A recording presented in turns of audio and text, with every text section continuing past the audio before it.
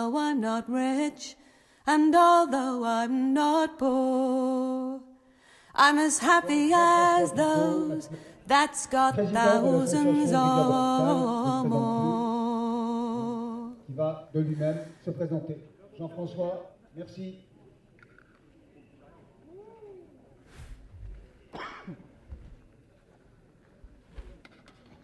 Bonjour, vous m'impressionnez. Franchement, je croyais qu'on serait nombreux, mais je ne pensais pas qu'on serait autant. Et je vous le dis demain, ceux qui n'auront pas été ici le regretteront. Car si vous êtes ici nombreux, c'est pour dire les algues vertes, les marées vertes, ça nous regarde. Votre présence en ce beau dimanche du 27 septembre 2009 témoigne que les algues vertes, ce n'est pas seulement un problème de santé publique, ce n'est pas seulement un très ancien problème d'environnement, ce n'est pas seulement un douloureux problème économique pour les communes concernées, pour les habitants de ces communes, ainsi que pour la conchyliculture et les pêcheurs.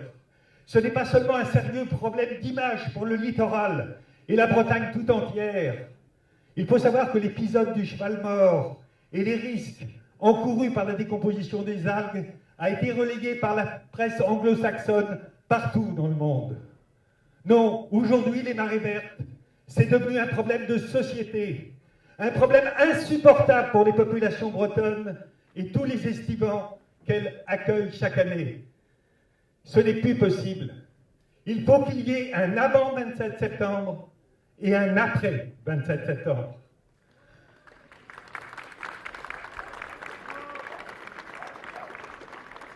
C'est d'autant plus vrai que ça fait exactement 29 ans qu'Eau et Rivière alerte les pouvoirs publics pour ce cancer qui ronge nos côtes, ravage nos communes et flétrit la Bretagne.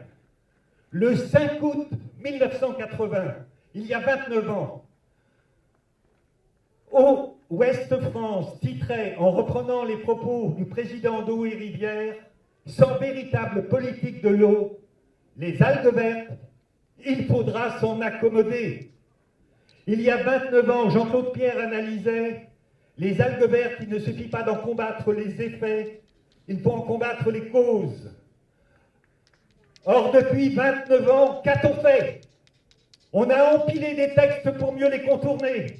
On a dépensé des millions d'argent public. Et chaque printemps, chaque été, chaque automne, les algues vertes, on doit s'en accommoder. Il y a 9 ans, je prenais la parole dans une manifestation à Ilion pour une nouvelle fois interpeller les pouvoirs publics. Et que s'est-il passé depuis 9 ans?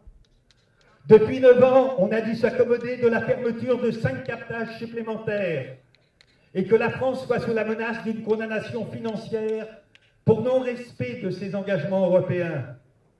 Depuis 9 ans, on a dû s'accommoder que nombre de rapports officiels demeurent sans effet et dénoncent en vain la carence des pouvoirs publics dans la gestion de l'eau en Bretagne. Depuis 9 ans, on a dû s'accommoder que le tribunal administratif de Rennes condamne l'État pour sa responsabilité dans le phénomène des marées vertes et s'accommoder que l'État fasse la sourde oreille et nie sa responsabilité en faisant appel de cette décision. Pourtant, le plus scandaleux ou le plus comique, c'est qu'il y a 29 ans, Eau et Rivière prévenait « Ne pratiquons pas la politique de l'autruche ». Et il y a quelques semaines, Madame Chantal Joanneau déclarait à la presse « La politique de l'autruche, c'est terminé ». La secrétaire d'État nous l'a confirmé. C'est bien la politique de l'autruche qui a prévalu depuis 30 ans. Et ce, malgré nos mises en garde.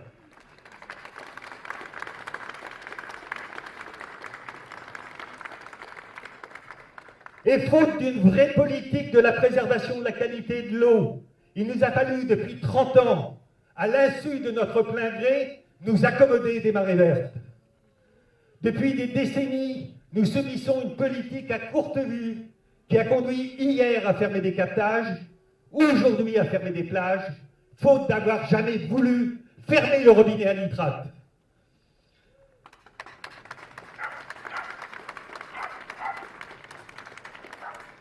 Mesdames et messieurs les responsables, sortez la tête du sable et pratiquez une autre politique, la politique de la vérité, la politique du droit, la politique du respect du citoyen, bref, la politique de l'intérêt général. Nous ne pouvons plus tolérer que chaque année le littoral breton se transforme en prairie marécageuse, malodorante et dangereuse pour la santé. Nous ne pouvons plus tolérer que les communes littorales deviennent des déserts et des images repoussoires. Nous ne pouvons plus tolérer que le char d'assaut des excès du productivisme aveugle écrase tout sur son passage au nom de la seule rentabilité immédiate et d'un modèle aussi décrié que dépassé.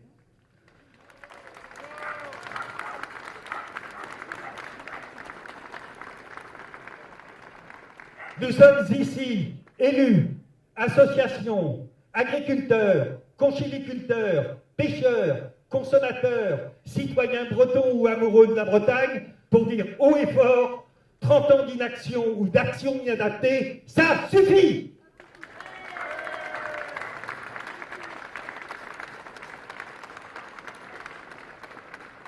Ce ne sont ni les belles paroles, ni les promesses qui enrayeront les marées vertes.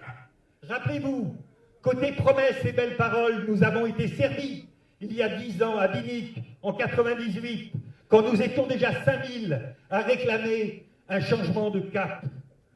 Aujourd'hui, il ne peut plus être question de tergiverser. Nous réclamons des actes forts, que soient prises des décisions rigoureuses qui tiennent compte des constats scientifiques, que soient mises en place des mesures incitatives et réglementaires cohérentes et que soient dégagés les moyens financiers à la hauteur du problème. Aujourd'hui, grâce à votre mobilisation, la bataille contre les marées vertes a pris un tournant décisif et cette bataille, nous la gagnerons! Thousands or more, thousands or more, thousands or more. I'm as happy as those that's got thousands or more. Déclaration fondamentale faite par Chantal Joanneau, ici à mes côtés, secrétaire d'État à l'écologie, qui cette nuit a ramassé toutes les algues pour vous.